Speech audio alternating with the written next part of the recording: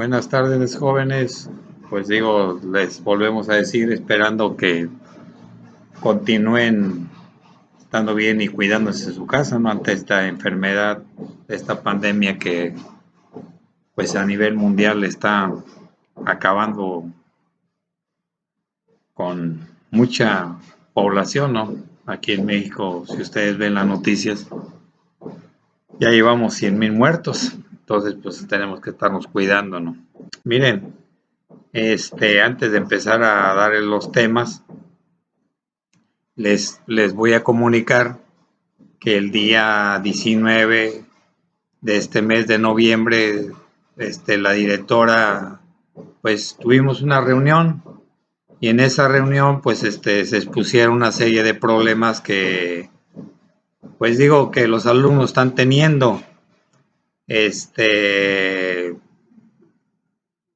Sabemos pues de que es muy complicado pues exponer temas pues por este medio, ¿no? A través del internet, a través de celulares, a través de la computación, es muy complicado, digo, honestamente sabemos el esfuerzo enorme que están haciendo jóvenes, yo digo, lo entiendo y lo comprendo, ¿no? A mí, entonces nunca pensamos que nos iba a tocar esto, entonces, sabemos las condiciones económicas de ustedes, que no tienen internet, que no tienen los medios para comunicarse con nosotros.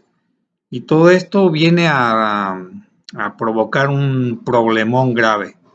Hemos estado revisando las listas de calificaciones de los grupos. Les comunico que yo tengo 5 grupos académicos desde el 111 hasta el 115. Tengo cerca de 200 alumnos y les debo comunicar que de esos 200 alumnos, cerca de 73, 74 jóvenes no han mandado ninguna tarea, ningún trabajo, ¿no? Y digo, es una preocupación. Imagínense, casi la mitad de mis 200 alumnos están teniendo este problema, ¿no? Y lo vimos con todos los maestros, no solamente con el maestro Apolo, lo vimos con los maestros también de la mañana, que tienen grupo de 55 y solamente a clases y mandan trabajos 32, 33. Digo, pues es difícil, jóvenes.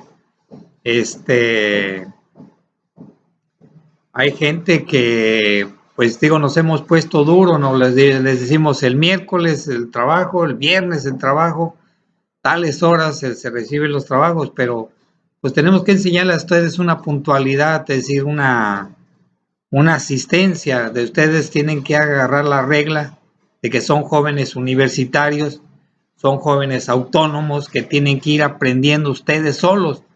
Es decir, ustedes solitos tienen que ir aprendiendo todo esto, ¿sí? En la escuela, ya en clases, hay unos maestros que califican exponiendo, va a haber maestros que digan no con trabajos, entonces es complicado. Yo sí le pido a esos 73 jóvenes que no nos han mandado los trabajos, que por favor, en esta última unidad que estamos evaluando, vamos a evaluar con puros trabajos, ¿sí? Entonces yo espero de que cumplan, jóvenes, que hagan el esfuerzo. Entonces, también nosotros es complicado estar revisando 200 tareas, ¿no? Jóvenes, estar viendo archivos y todo. Entonces, les pido de favor que nos apoyemos. Miren, jóvenes, también les comunico de que como el semestre, pues vamos a salir de vacaciones el 20 de diciembre, 20, 21 de diciembre, y regresar hasta el 7 de enero. Y el 7 de enero, pues ya nomás regresamos a revisar trabajos una semana y empiezan los exámenes finales. Va a haber maestros que van a hacer examen final, muchos que no van a recibir trabajos. Entonces, ante esta situación, lo que voy a hacer es que de manera en vivo me voy a conectar con ustedes la última semana de diciembre cuando tengamos clases. ¿Para qué? Para que pues con el horario de grupo Hagan de cuenta el 101 que me toca a las 2 de la tarde, a las 2 de la tarde los voy a atender, que el que me toca a las 3:50, a las 3:50 lo voy a atender. Entonces, voy a hacer un resumen, voy a reforzar todo el conocimiento desde lo que comenzamos a ver todo lo que es la historia de la colonia, y ahorita que estamos viendo, vimos la independencia, y ahorita estamos viendo 1821 a 1870 más o menos. Hoy terminaríamos todo este periodo de 1821 a 1870 y comenzaríamos a ver lo que es el porfiriato. Entonces, jóvenes, hoy veríamos el último tema, que es ver cómo estaba la educación en Guerrero. El tema es la ilustración en las tierras guerrerenses. Entonces, nosotros tenemos que ir entendiendo que ya lo vimos hace tiempo atrás, vimos de que la educación en la Nueva España, los españoles cuando llegan aquí a Guerrero, no van a crear ninguna institución educativa, es decir, no van a crear escuelas, primero por la situación del indígena, de razas distintas, clases distintas, entonces para ellos es complicado dar una educación. La única educación que daban pues era educación religiosa, les enseñaban el cristianismo. Entonces, en Guerrero vamos a encontrar que no hay escuelas. Las únicas escuelas que va a haber son las de las comunidades indígenas. Cada comunidad indígena tenía una escuela y ellos tenían una caja de comunidad, y a través de la caja de comunidad, lo que juntaban ellos, con eso pagaban a los docentes, a los maestros. Y así algunas comunidades de Guerrero, hagan de cuenta, Acapulco no hubo escuelas, aquí los franciscanos intentaron hacer escuelas, pero fracasó el intento.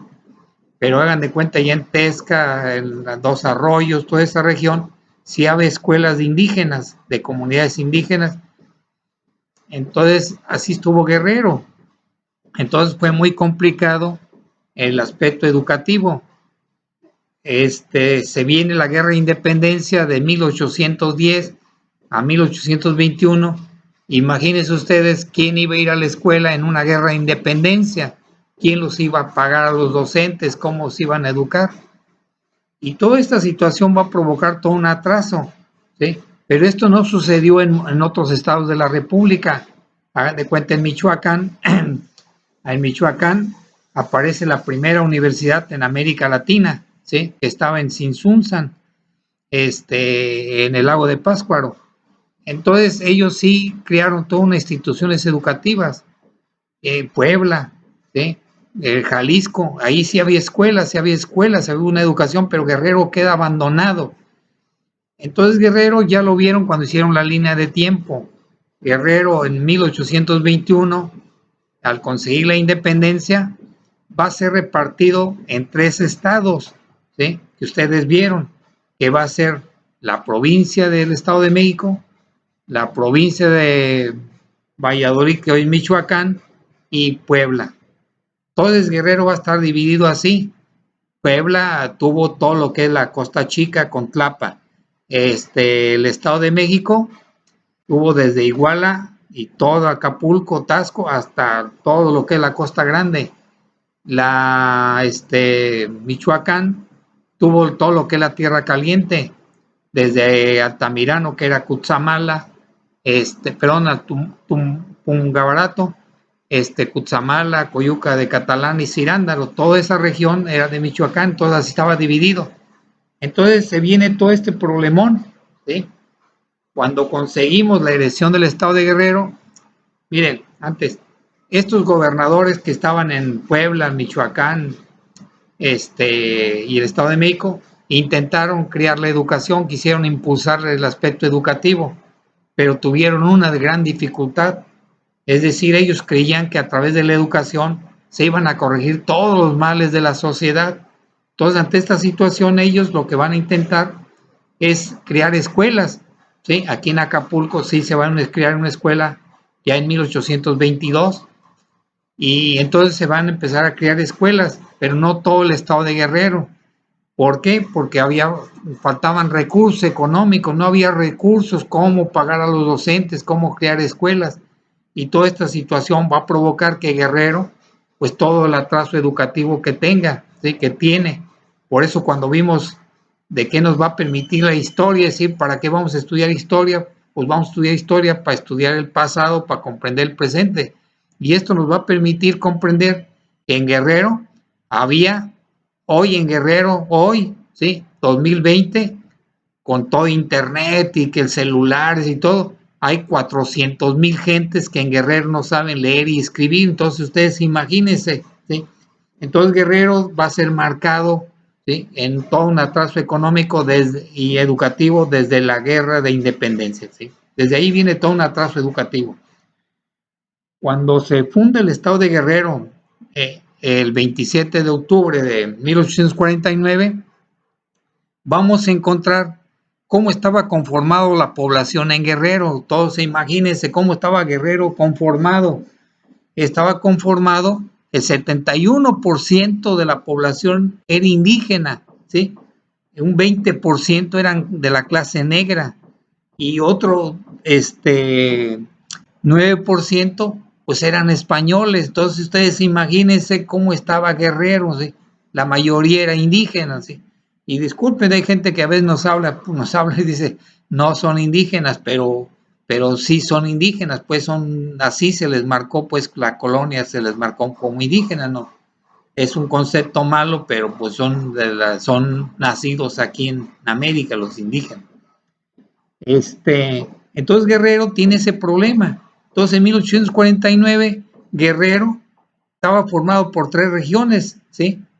Y cada región tenía pueblos distintos, cultura distinta, lengua distinta, grupos étnicos distintos, entonces con aspectos culturales distintos, lenguajes distintos. Entonces, ante ese problemón, ¿cómo criar la educación en Guerrero? ¿Cómo impulsar la educación en Guerrero? ¿Sí?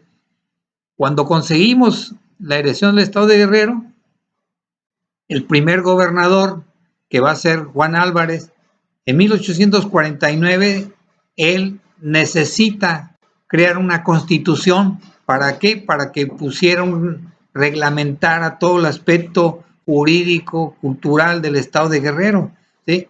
Pero vamos a tener un problema. No tenemos personas intelectuales que nos ayuden a elaborar una constitución.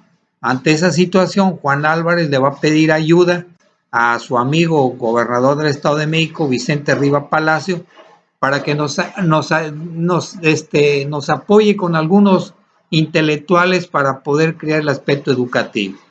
Entonces, en la constitución, todos ya vienen intelectuales de allá y empiezan a elaborar una constitución.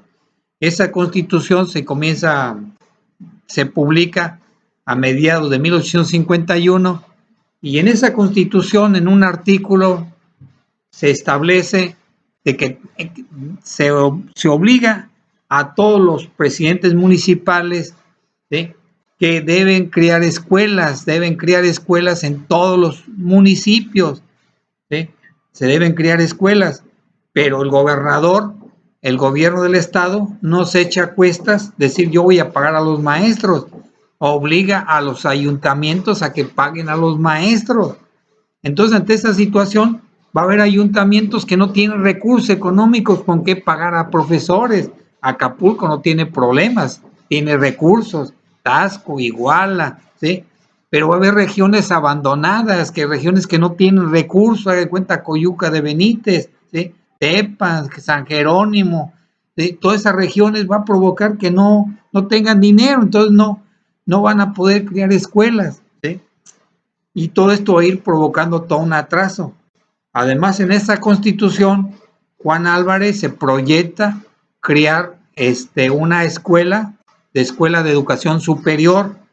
Esa escuela iba a recibir el nombre del Instituto Científico Literario del Estado de Guerrero. Entonces, Juan Álvarez también en la Constitución establece que se va a crear una escuela de educación superior. En este tiempo, deben entender que la primera capital del Estado de Guerrero era Iguala, ¿sí? Entonces se echa a dar este intento de crear una constitución, pero desgraciadamente no hay recursos. Para 1852, Juan Álvarez, tratando de que el Instituto Literario funcionara, él de su bolsa, ¿sí?, como único gobernador de su bolsa, él dice: yo voy a regalar 2,000 pesos para poder crear esta escuela, ¿sí? Pero imagínense ustedes, en Guerrero no había profesores, no había docentes, ¿sí? Es decir, no había una normal, no había profesores educados para dar una escuela superior. Entonces, ante esta situación, ¿sí?, pues fue imposible echar a andar el proyecto. En este tiempo, ¿sí?, hagan de cuenta, en Acapulco, para dar clase en Acapulco, los maestros los traíamos de Colima, ¿sí? Los primeros maestros que vinieron a dar clases aquí a Acapulco eran de Colima. ¿Por qué Colima? Porque en Acapulco teníamos a través de embarcaciones, pues nos conectábamos con Colima, ¿sí? Porque no había carreteras, ¿sí? No había vías de comunicación. Entonces, ¿cómo íbamos a traer profesores de otras, de la Ciudad de México o de Veracruz o de otra región? Entonces era imposible, ¿sí? Y todo esto va a ir provocando todo un atraso educativo en el estado de Guerrero. Bien, jóvenes, y entonces siguen avanzando los años. Para 1869, en Guerrero hay dificultades. Ya vimos la intervención francesa. En la intervención francesa destacaron dos grandes personajes, Vicente Jiménez y Diego Álvarez. Estos dos señores, como generales, al regresar de la intervención francesa, empieza una guerra entre ellos dos por la lucha por el poder en Guerrero. ¿Quién debería gobernar Guerrero? En ese periodo, el gobernador era Diego Álvarez.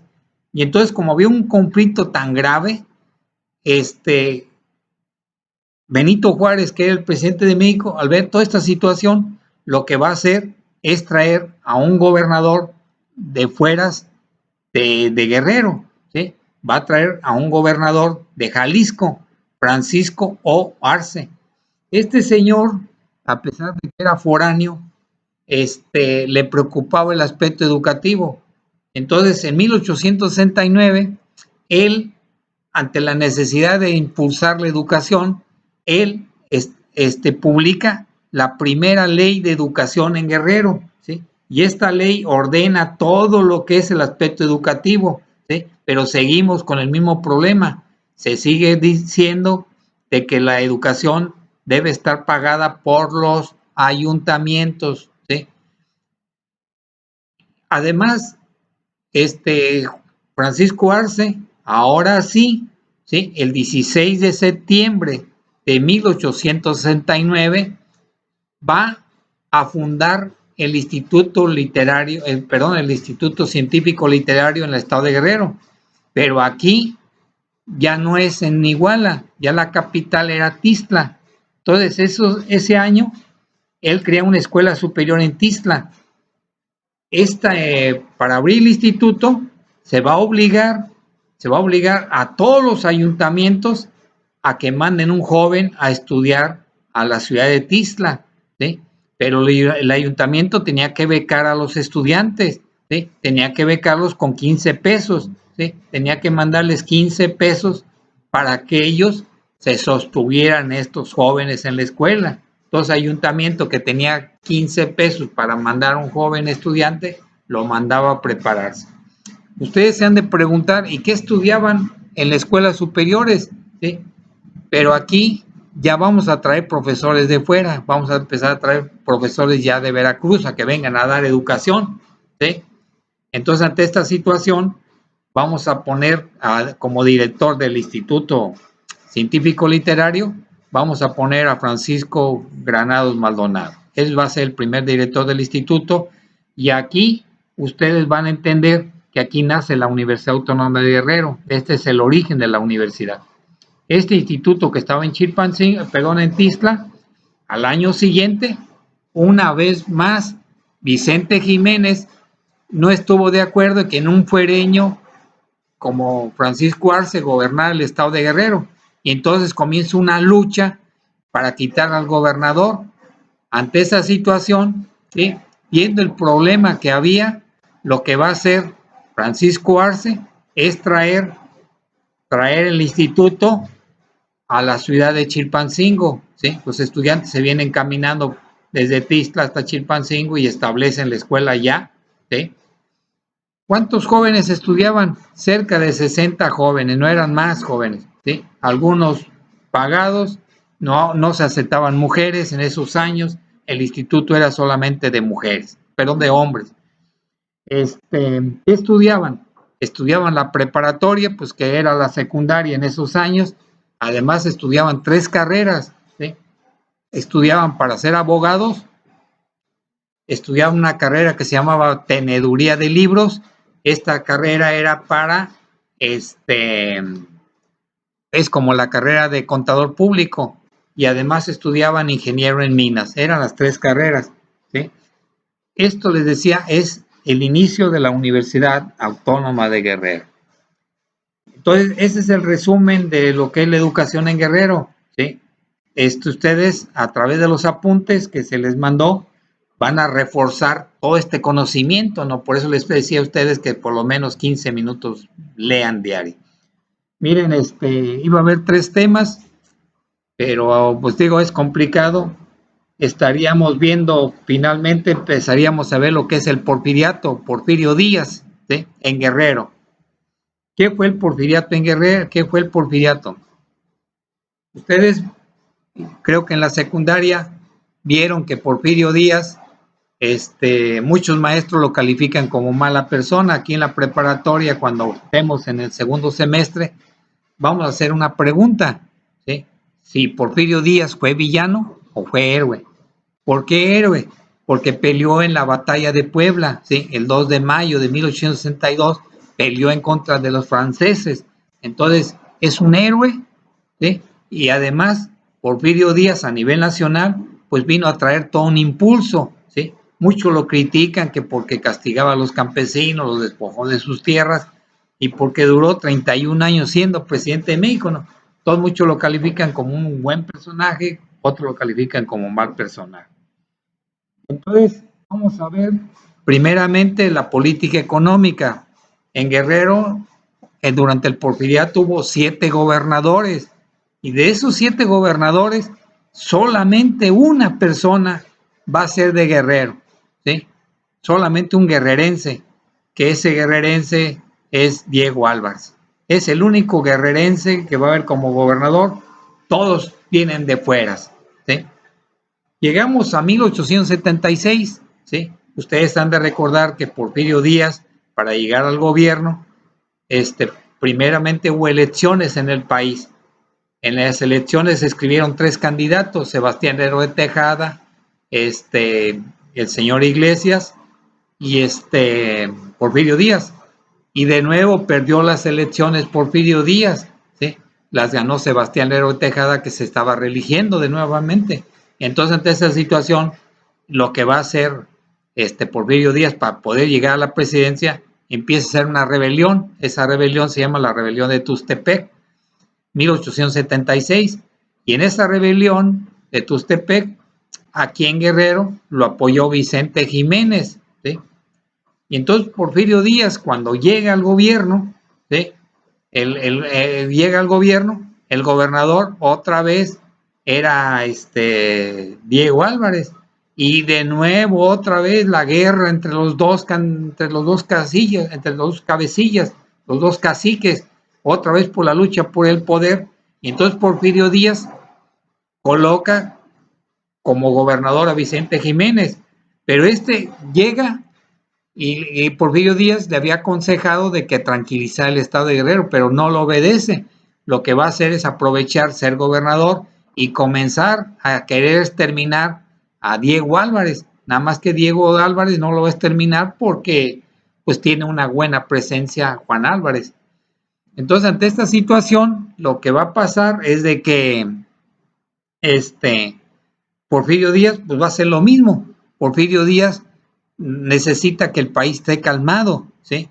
Él va a tratar de imponer su lema, ¿sí?, que ustedes conocen: orden, paz y progreso. Entonces a él trataba de que el Estado estuviera calmado, pues para que vinieran los capitalistas extranjeros a invertir a Guerrero, sino ¿quién iba a invertir?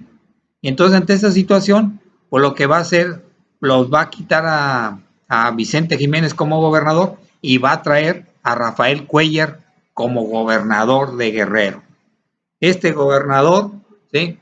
Va a comenzar sus, miren, vamos a hacer un resumen de los gobernadores, de estos 7 gobernadores, por lo menos 4 gobernadores van a intentar desarrollar las vías de comunicación a través del ferrocarril. En esos años, 1876, había una fiebre por impulsar los ferrocarriles en México, ¿sí?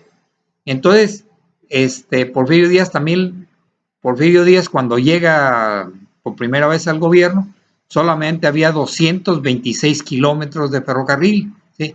Que era el ferrocarril de México a Veracruz. Y entonces Porfirio Díaz, él va a tratar de impulsar, ¿sí? Las vías férreas. Al terminar su gobierno va a haber 22,000 kilómetros de vías férreas, es decir, todos los estados van a tener ferrocarril, ¿sí? Desgraciadamente todos los ferrocarriles van a conectar con Estados Unidos, ¿no? ¿Por qué Estados Unidos? Porque Estados Unidos va a tratar de aprovechar todos los recursos naturales de México y le interesa que todos los ferrocarriles estén conectados con ellos.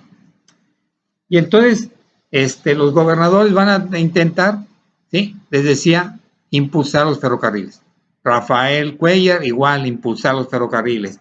Otro gobernador que al terminar Rafael Cuéllar sigue Diego Álvarez, otra vez él va a tratar de impulsar el ferrocarril de Acapulco, México. Igual fue Rafael Cuéllar, es el primero que firma convenios para impulsar el ferrocarril México-Acapulco. Y luego, últimamente, el último gobernador, ¿sí? Ya no va a tratar de impulsar esta vía, ¿sí? También vamos a encontrar de que este proyecto de crear el ferrocarril, México-Acapulco, va a comenzar sus construcciones en 1992, ¿sí? Donde hay compañías inglesas que empiezan a invertir en este ferrocarril 92, ¿sí? 1892, perdón. Y este ferrocarril se empieza a construir y toda su construcción va a cristalizar en 1999, 1899. La inauguración va a ser inaugurado por Porfirio Díaz y el gobernador Antonio Mercenario. Ahí el ferrocarril solamente llega, ¿sí? A la ciudad de Iguala y 5 kilómetros que va a llegar hasta el río Balsas. A partir de ahí ya no se pudo construir el ferrocarril porque no había capacidad de los ingenieros de impulsar todo un ferrocarril. Y entonces comienza a pensar de llevar el ferrocarril a través del río Balsas, ¿sí? Llevarlo a Zihuatanejo y de ahí traerlo a Acapulco, ¿no? Todos estos proyectos van a terminar hasta 1912, cuando termine la Revolución Mexicana, todos estos proyectos quedan abandonados. Y también vamos a encontrar que un gobernador poblano, Agustín Mora, en 1902, va a tratar de impulsar el ferrocarril, ¿sí? de Chilpancingo aquí a Puerto Marqués. ¿Por qué a Chilpancingo? Porque cerca de Chilpancingo está el Ocotito. En el Ocotito hay una mina muy famosa que producía mucha riqueza minera que se llama La Dicha. Y entonces a través de La Dicha decían, oye, vamos a llevar nuestro producto, ¿cómo lo llevamos a otra región? Y entonces tratan de conectarlo con Puerto Marqués. Ahí va a llegar el ferrocarril. Se construyeron cerca de 5 kilómetros de vía, ¿no? Pero el proyecto es abandonado en 1907 cuando se ve que no es imposible echar a andar esto. Vamos a encontrar, ¿sí? Que también el gobernador que hemos estado hablando de Francisco Arce, este gobernador trata de impulsar a Guerrero, ¿sí? Ustedes los apuntes que se les mandó, ustedes van a ver que hay un barquito, hay una lancha, un barquito que está en el río Balsas. Ese barquito se pensaba canalizar, aprovechar todo el río Balsas para que traer productos desde Puebla, ¿sí? Conectar Puebla, Tlaxcala, Michoacán, y Guerrero, de que todos los productos se conectaran a través de esta vía del río Balsas, pero el proyecto, les digo, también queda abandonado. Ya les hemos hablado, desde que Juan Álvarez llega al gobierno, firma convenios para que se críe esta vía, pero digo, fracasa, no se cristalizan. También Francisco Arce trata de impulsar la minería, ¿sí? Él trata de impulsar la minería, trata de también dar facilidades a los capitalistas que vengan a invertir a Guerrero. Entonces él declara de que 10 años no pagarían impuestos todas las industrias que se establecieran en Guerrero, ¿sí? Él decía, señores, no van a pagar impuestos. Y también vamos a encontrar, por otro lado, vamos a encontrar a Manuel Guillén para 1905, siendo gobernador. Él va a tratar de impulsar la cuestión bancaria. ¿Por qué los bancos? Porque era muy difícil transportar pues, metales y transportar monedas de metal, ¿sí? Además, en ese tiempo, pues ya había un comercio con la Ciudad de México y todos los comerciantes pues necesitaban ya una facilidad de hacer billetes, ¿sí? Posiblemente en los trabajos que les mandamos, ahí van a encontrar ustedes unos billetes que se empiezan a fabricar para poder llevar el comercio, ¿sí? Aquí en Guerrero vamos a encontrar que el primer banco en 1903, el Banco de Morelos, va a poner una sucursal aquí en Acapulco. Más adelante, en el 5, ya con Manuel Guillén de gobernador, va a firmar un convenio para que el Banco Nacional de México, ¿sí?, lo que hoy es el Banamex, venga y establezca un banco en Chilpancingo, 1905. Al año siguiente también firmó un convenio para que Acapulco tenga esta sucursal. Y además este gobernador va a permitir la primera concesión bancaria que se va a dar aquí en Guerrero. Ese banco se va a establecer en Iguala, Guerrero, en mayo de 1906. Era un negocio grande crear bancos. ¿Por qué? Porque al banquero le pedían que solamente pusiera $500,000 de pesos, ¿sí? Es decir, para crear un banco en ese tiempo le pedían $500,000 de pesos, pero le permitían hacer 2 millones de pesos de billetes. Entonces, imagínense, yo invierto $500,000 y voy a ganar 2 millones. Entonces, era un gran negocio. Y por último, terminamos con el último gobernador, Damián Flores, que al ver que era imposible crear el ferrocarril, traerlo a Acapulco de Zihuatanejo para que él comienza a impulsar las carreteras. Es decir, él ve la manera de impulsar las carreteras. Él es el primero que da una concesión para llevar la carretera a Coyuca de Benítez, ¿no? Entonces, él da la concesión para que se construya una carretera a la ciudad de Coyuca de Benítez. Además, él va a tratar de impulsar la carretera de Chilpancingo a la ciudad de Acapulco. Es decir, él hace el proyecto de que decir, vamos a crear una carretera que conecte toda la Ciudad de México, Iguala, Chilpancingo y Acapulco. Desgraciadamente, lo único que va a hacer él, digo, los años que estuvo, 3 años de gobernador, solamente va a poder construir la carretera de la carretera de Iguala a Chilpancingo. Esta carretera es inaugurada en 1910 y de ahí se hay la ilusión de decir, oye, vamos a continuar el camino, ahora sí, vamos a llevar la carretera hasta Acapulco, pero se viene la Revolución Mexicana y esto va a provocar de que pues ya no haya recursos para crear la carretera que iba a venir a Acapulco. Entonces el proyecto va a fracasar. Esa carretera, pues digo, como ustedes vamos a ir viendo más adelante, se va a inaugurar hasta noviembre de 1927, se va a fundar esta carretera que va a llegar aquí a Acapulco. Jóvenes, vamos a prisa viendo a sus gobernadores, pero les pido a ustedes que vayan haciendo sus resúmenes, ¿sí?, que vayan viendo las lecturas, que hagan un resumen viendo a los gobernadores. Y por último, vamos a terminar con un resumen, ¿sí?, que son las rebeliones populares en Guerrero. Miren, les digo, estamos dando las claves, es decir, yo pues les pido un resumen de media cuartilla o un gráfico o un mapa conceptual, no hay que poner todas las ideas, no nos vamos a aprender todo, ustedes no van a ser historiadores, se requiere que tengan nociones de lo que es el estado de Guerrero, ¿sí?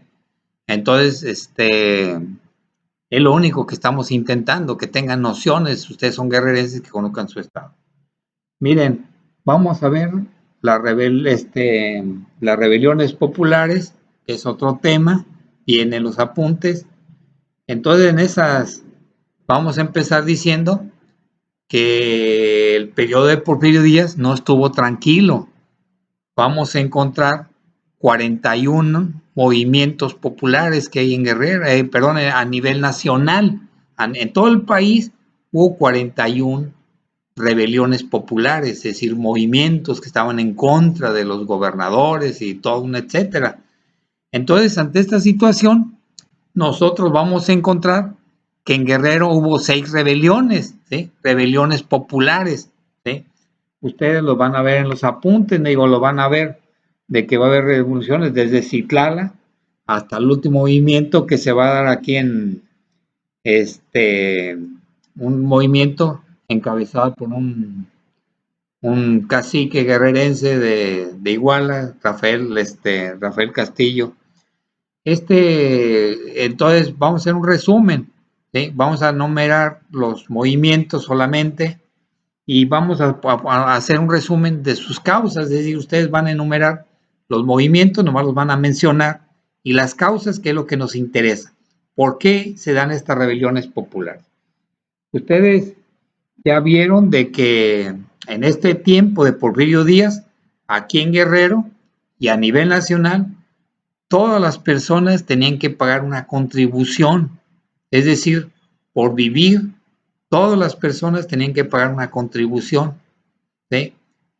Era de cerca del 12%, y entonces, pues mucha gente, pues estaba en contra de que por haber nacido, por ser una persona, teníamos que pagar una contribución. Todos los campesinos estaban en contra de pagar una contribución, es decir, había disgusto, pues, y esto va a provocar movimientos populares, ¿sí? Y además estas contribuciones, les decía, pues sirve para pagar la educación, es decir, les decía a ustedes, ¿quién va a pagar la educación? Pues el pueblo. Entonces el pueblo tenía que pagar contribuciones para escuelas, sostener escuelas, para pagar gobierno, para pagar, ¿sí?, a los gobernantes, pagar a los militares, pagar a una serie de gente. Entonces era imposible, entonces la gente pues estaba inconforme en pagar contribuciones. ¿Por qué más peleaba la gente? Peleaba buscaban un nuevo reparto de tierras, ¿sí? Las gentes habían sido despojadas de sus tierras, ¿sí? Es decir, los campesinos, ¿sí?, peleaban porque estaban amolados, eran peones. En ese tiempo, a nivel nacional, los peones ganaban cerca de 35 centavos, pero aquí en Guerrero solamente les pagaban 25 centavos, entonces eran explotados a través de las tiendas de raya, ¿no? Las tiendas de raya eran tiendas porque al campesino no le pagaban con dinero, decían te voy a pagar 25, pero le pagaban con producto. Entonces iba, dame un centavo de manteca, un centavo de fideo, un centavo de esto, de frijol, de maíz, y hacer la suma, el campesino siempre quedaba de él 40 centavos, él le pagaban 25, entonces estaba endrogado. Entonces el campesino no era libre de poder ir a trabajar a otra región. Y todo esto va a provocar un enojo. ¿Qué más va a provocar el enojo? ¿Sí? Pues que ellos van a estar en contra de que habían perdido sus tierras, ¿no? Es decir, ellos decían, oye, pues perdimos nuestras tierras.